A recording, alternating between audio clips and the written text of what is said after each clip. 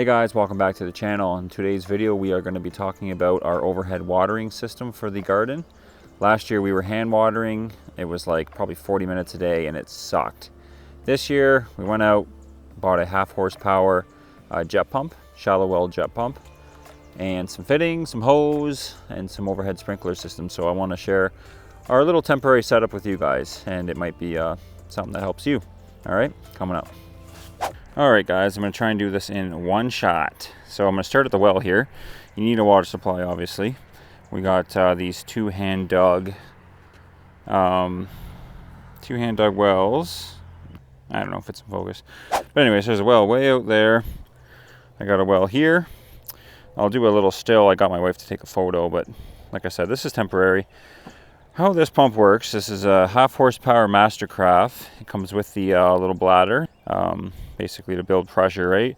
We were running with just a regular old sump pump, and you're just not getting pressure. So you need this. Basically, the bladder, from what I understand, expands, and it pressurizes the hose, and you get 60 pounds of pressure, just like city water.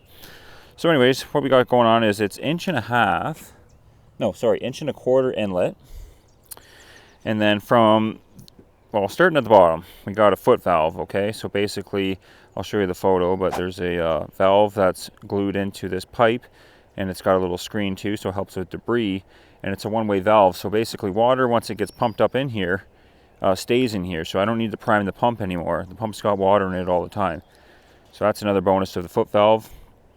You do need to fill that up with water initially. And then we actually took the outlet, which is this top one, filled that up with water, and then we just, it's 1 inch leaving the pump, but I was having a hell of a time finding 1 inch to 5/8 garden hose, because this is national pipe thread here. So that's what I went with. It works pretty good. Two hose clamps, bit of paste, and then it comes down. I've got my quick connect here, just 5/8 quick connect. I could just cut the hose there, and I made 2 little brass temporary fittings.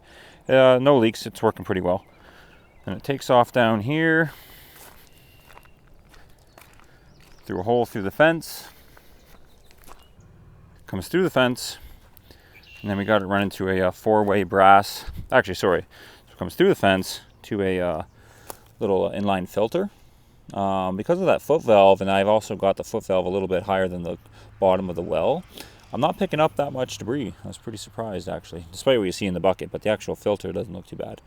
It leaves a 4-way little brass splitter. I'm only using 3 right now because I got 3 overhead sprinklers. So you can kind of see what I got going on. I got the one here, one in that corner, and then one kind of in the middle that's hitting this back lot, and a little bit over there. And then off this one, this particular unit that I had, see if I can get you in focus here.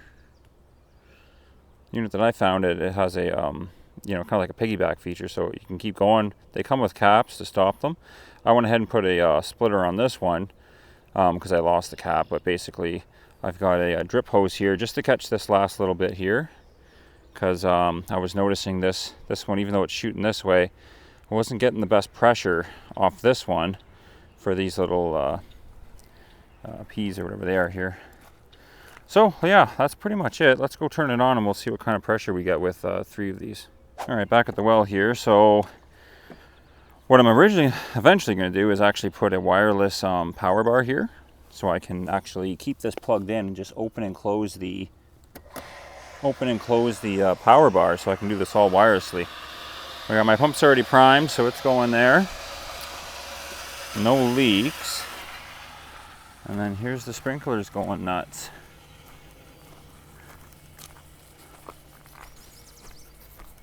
Now, like I said, it's a lot of fine tuning. You really do got to spend some time in here. I'm thinking I might even get a 4th one and just put them in all 4 corners and just get some really good coverage. But that's pretty much what we got here. So I'll let them do their thing, and we'll see how far the reach goes and if I'm getting full coverage or not. Well, if you're into these homesteading and how-to style videos, definitely consider subscribing. I'm going to do a more in-depth video on the watering system later. This was kind of a temporary little thing we threw together. Yeah, I'll throw some shots into the garden. It's really starting to take off. We've got a bunch of content coming up with the addition. Don't want to spoil a little surprise video, but the permit may or may not be issued. So we are going ahead with the 2-story addition off the 1889 farmhouse out here in Niagara Falls, Canada side. So if you're interested, guys, subscribe and follow us, and we will catch you on the next one. Take care.